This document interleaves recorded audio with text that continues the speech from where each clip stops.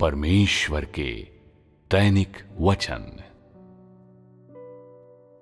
शैतान मनुष्य को भ्रष्ट करने के लिए सामाजिक रुझानों का उपयोग कैसे करता है?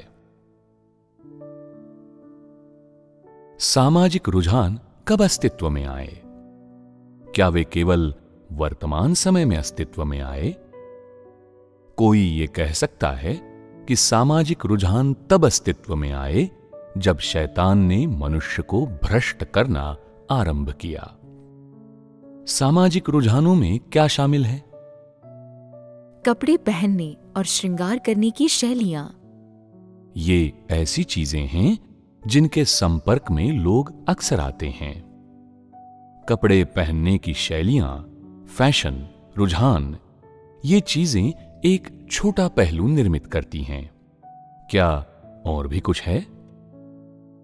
क्या वे लोकप्रिय वाक्यांश भी इसमें शामिल हैं जिन्हें लोग अक्सर बोलते हैं? क्या वे जीवन शैलियां इसमें शामिल हैं जिनकी लोग कामना करते हैं? क्या संगीत के सितारे, मशहूर हस्तियां, पत्रिकाएं और उपन्यास जिन्हें लोग पसंद करते हैं इसमें शामिल होते हैं? हाँ। तुम लोगों के विचार में सामाजिक रुझानों का कौन सा पहलू मनुष्य को भ्रष्ट करने में सक्षम है? इनमें से कौन सा रुझान तुम लोगों को सबसे लुभावना लगता है? कुछ लोग कहते हैं, हम सब एक खास उम्र में पहुंच गए हैं। हम अपनी उम्र के 50वें या 60वें, 70वें या 80वें दशक में हैं और हम अब और इन रुझानों के अनुकूल नहीं हो सकते और वे वास्तव में हमारा ध्यान आकर्षित नहीं करते। क्या यह सही है? दूसरे कहते हैं, हम मशहूर हस्तियों का अनुसरण नहीं करते, वो तो 20 साल के युवा लोग किया करते हैं। हम फैशन वाले कपड़े भी नहीं पहनते, वो तो अपनी छवि के बारे में सतर्क लोग किया करते हैं। तो इनमें से क्या तुम लोगों को भ्रष्ट करने में सक्षम है? लोकप्रिय कहावतें। क्या ये कहावतें लोगों को भ्रष्ट कर सकती हैं?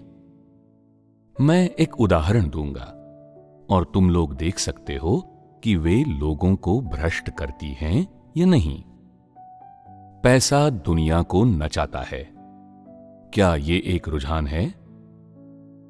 क्या ये तुम लोगों द्वारा उल्लिखित फैशन और स्वादिष्ट भोजन के रुझानों की तुलना में अधिक खराब नहीं है? पैसा दुनिया को नचाता है, यह शैतान का एक फलसफा है और यह संपूर्ण मानव जाति में, हर मानव समाज में प्रचलित है। तुम कह सकते हो कि यह एक रुझान है क्योंकि यह हर एक व्यक्ति के हृदय में बैठा दिया गया है। बिल्कुल शुरू से ही लोगों ने इस कहावत को स्वीकार नहीं किया, किंतु फिर जब वे जीवन की वास्तविकताओं के संपर्क में आए तो उन्होंने इसे मूक सहमति दे दी और महसूस करना शुरू किया कि ये वचन वास्तव में सत्य हैं। क्या ये शैतान द्वारा मनुष्य को भ्रष्ट करने की प्रक्रिया नहीं है? शायद लोग इस कहावत को समान रूप से नहीं समझते, बल्कि हर एक आदमी अपने आसपास घटित घटनाओं और अपने निजी अनुभवों के आधार पर इस कहावत की अलग अलग रूप में व्याख्या करता है और इसे अलग अलग मात्रा में स्वीकार करता है। क्या ऐसा नहीं है? चाहे इस कहावत के संबंध में किसी के पास कितना भी अनुभव हो, इसका किसी के हृदय पर कितना नकारात्मक प्रभाव पड़ सकता है।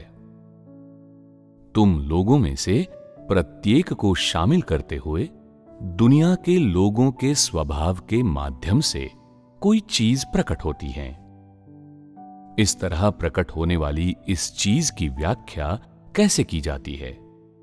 ये पैसे की उपासना है। क्या इसे किसी के हृदय में से निकालना कठिन है? यह बहुत कठिन है।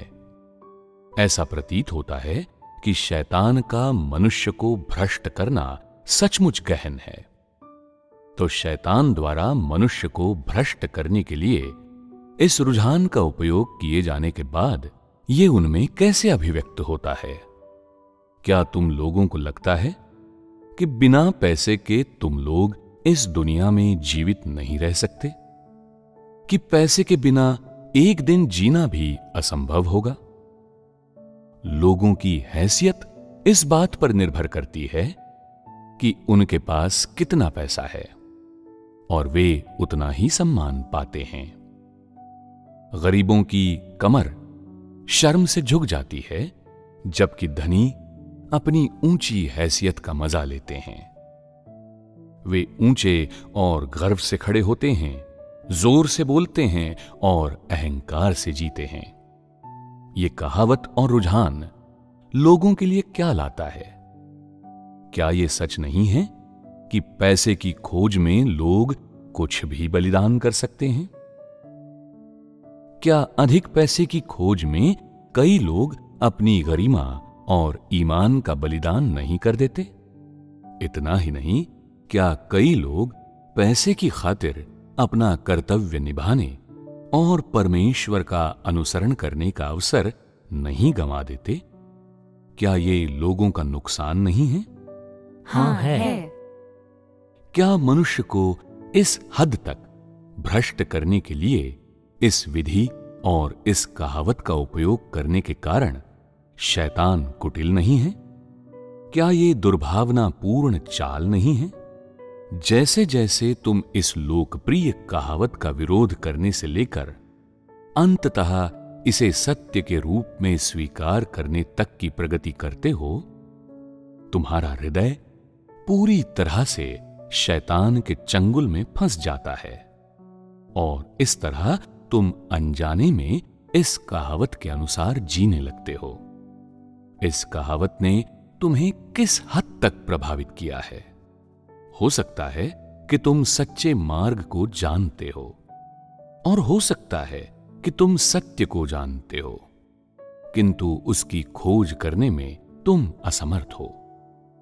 हो सकता है कि तुम स्पष्ट रूप से जानते हो कि परमेश्वर के वचन सत्य हैं, किंतु तुम सत्य को पाने के लिए कीमत चुकाने का कष्ट उठाने को तैयार नहीं हो।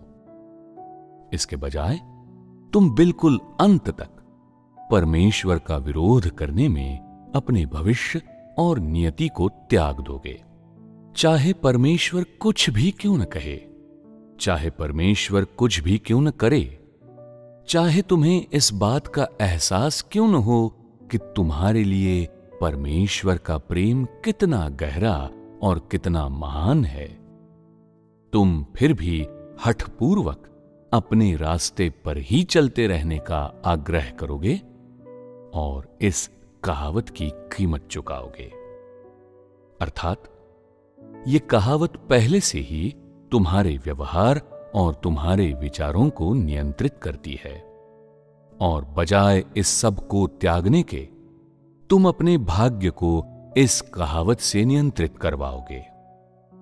क्या ये तथ्य कि लोग ऐसा करते हैं कि वे इस कहावत द्वारा नियंत्रित और प्रभावित होते हैं, ये नहीं दर्शाता कि शैतान का मनुष्यों को भ्रष्ट करना कारगर है? क्या ये शैतान के फलसफे और भ्रष्ट स्वभाव का तुम्हारे हृदय में जड़ जमाना नहीं है? अगर तुम ऐसा करते हो तो क्या शैतान ने अपना लक्ष्य प्राप्त नहीं कर लिया है? हां। क्या तुम देखते हो कि कैसे इस तरह से शैतान ने मनुष्य को भ्रष्ट कर दिया है? क्या तुम इसे महसूस कर सकते हो? नहीं। तुमने इसे न तो देखा है न महसूस किया है। क्या तुम यहां शैतान की दुष्टता को देखते हो?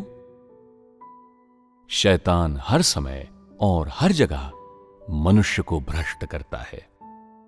शैतान मनुष्य के लिए इस भ्रष्टता से बचना असंभव बना देता है और वो इसके सामने मनुष्य को असहाय बना देता है।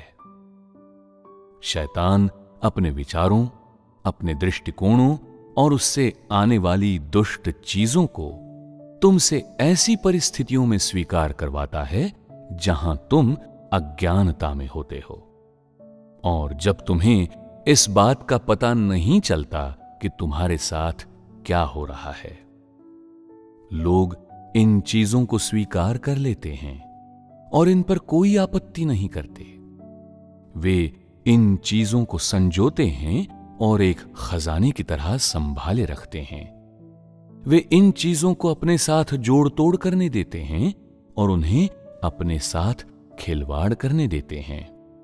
और इस तरह शैतान का मनुष्य को भ्रष्ट करना और अधिक गहरा होता जाता है।